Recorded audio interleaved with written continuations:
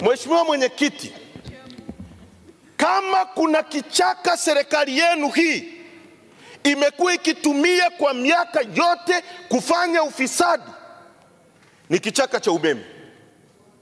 Ni kichaka cha umeme. Na hapa kwenye ukurasa wa 8 kitabu cha mpango hiki anasema, nampongeza rais kwa ujenzi wa umeme si wa bonde la Rufiji, umeme megawati 2100. Mheshimiwa Mwenyekiti, ufisadi mkubwa wa umeme Richmond ulikuwa ufisadi wa umeme wa CCM, Tegeta Escrow ufisadi wa umeme wa CCM, Songes ufisadi wa umeme wa CCM, na mpaka leo nchi hii haijawahi kupata umeme wa kudumu. Leo ukiwauliza hata waziri mpango na mawaziri wote hao, kulikuwa na kelele kubwa sana hapa kuhusu wizi wa Tegeta Escrow, na kamati ya bunge na bunge likakaa mpaka usiku wa manane hapa likataja watu. Leo walioko madarakani, na mimi nataka uje unijibu, walioko gerezani ni Habinda Singh Seth na Rugemalira peke yao. Je, hao ndio walioiba bilioni 306 za nchi hii? Nataka mje mtujibu hapa, kwa sababu unatengeneza ufisadi mwingine wa kwenda kuiba pesa za Watanzania zaidi ya trilioni 10 kwenye Stiglas Gorge.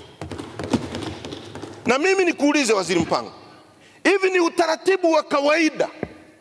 Leo mnakwenda kwenye nishati, mnaonesha kwamba mnahitaji bilioni 700 kwa ajili ya mradi ambao hatujui na bunge hili halijui ukamilishwaji wake utakuwa na shilingi ngapi. Total amount ya kukamilisha ule mradi ni kiasi gani, ili tujue tunapoidhinisha bilioni 700 bado bunge hili litadaiwa kiasi gani ili ule mradi ukamilike. Sasa mnataka muwe mnaanza kuleta bilioni 700, kesho bilioni 800, kesho kutwa bilioni 900, Tegeta Escrow nyingine, Richmond nyingine. Mheshimiwa, jimbo la Gujarat, India, juzi linakwenda kuzalisha umeme megawati 5000 kwa umeme wa sola kwa gharama ya dola bilioni 3.84 ambazo ni sawa na trilioni 7. Mheshimiwa Mwenyekiti, mimi na Kitandura na wabunge wengine mwaka jana tulikwenda Marekani na initiative ya Power Africa.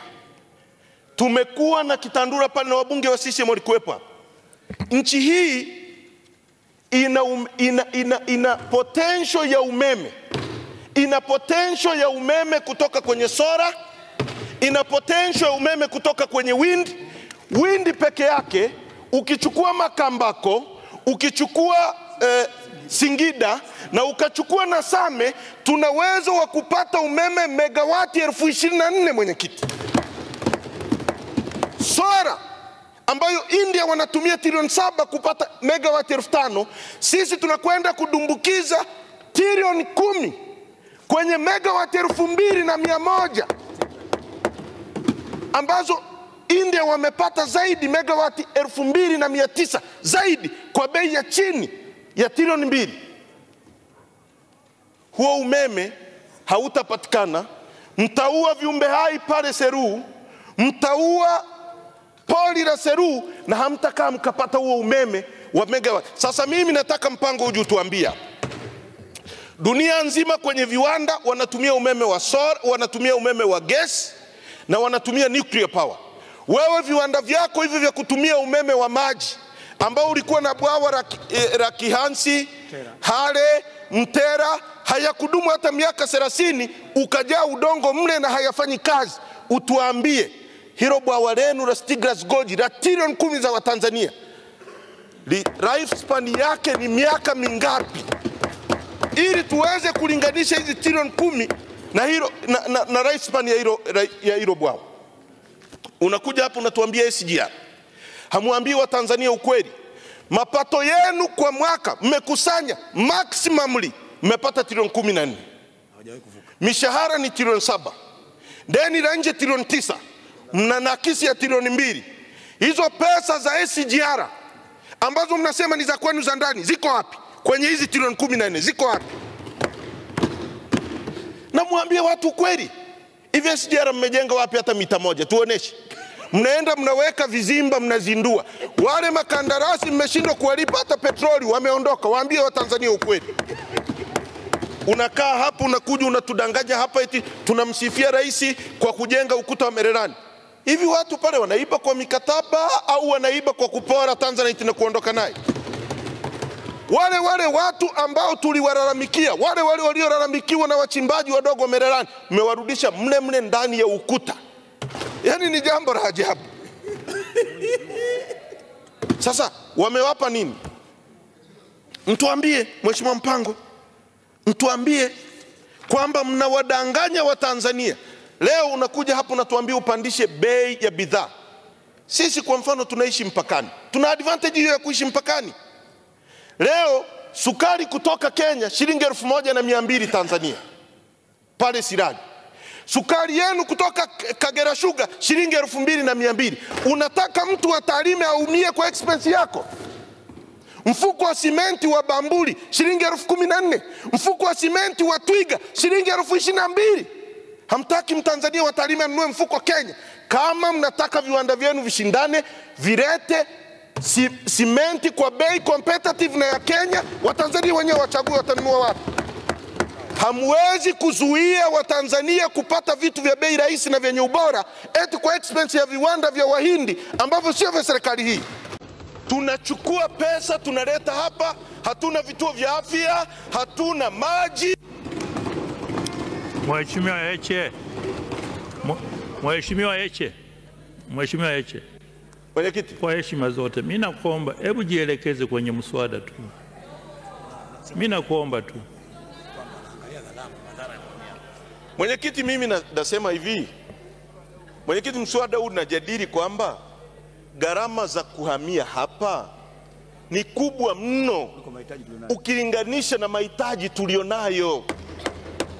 Ndicho tunachosema mwenyekiti, kwamba unapokuwa kiongozi uko nyumbani kwako, una watoto, una 10,000, mtoto anaumwa na wewe unataka kunywa bia, utapeleka mtoto hospitali kuliko unywe bia. Ndicho tunachosema.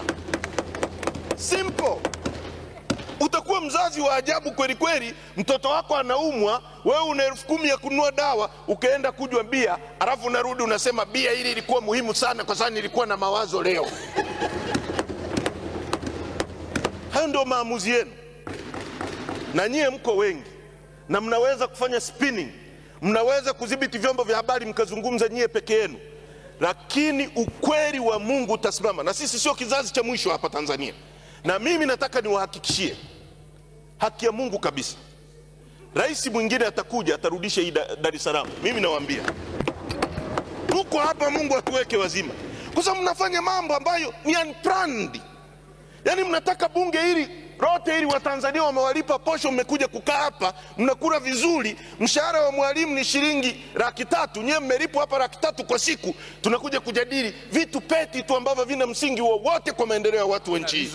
Hakuna reasoning, hakuna mipango. Ukiona Abuja watu walikuwa na hama, kuna mipango. Mwalimu Nyerere mwaka 73 alisema tutahama. Baada ya miaka 10 kuna mpango, mwaka mmoja, mwaka wa pili tutaweka ofisi, mwaka wa tatu tutafanya hiki. Sasa mmeleta familia za watu hapa, mama yuko Dar es Salaam, baba yuko hapa, alafu nasema mmelipa watu wote. Ukweli ni huo, Mungu anajua, na hata mkitumia mabavu, na sisi wengine ambao tunasema ukweli tunajua kwamba hamkuwa na mpango, mlishtukizwa tu tamko. Si tunaongea tena nyie kwenye chai, tamko tu. Sasa mmeleta watu mnaenda kurundika UDOM. Yani mlijenga chuo kilijengwa watu wasomee, eti nyie mmefanya ofisi. Na waziri kabisa eti anaamka anakwenda UDOM pale kwenye madarasa ya watoto, mmekata na ceiling board, eti niko ofisini hapa. Haya mambo ya kuendesha nchi kama imezaliwa leo na inaisha kesho. Mwenyekiti, haya mambo. Asante sana.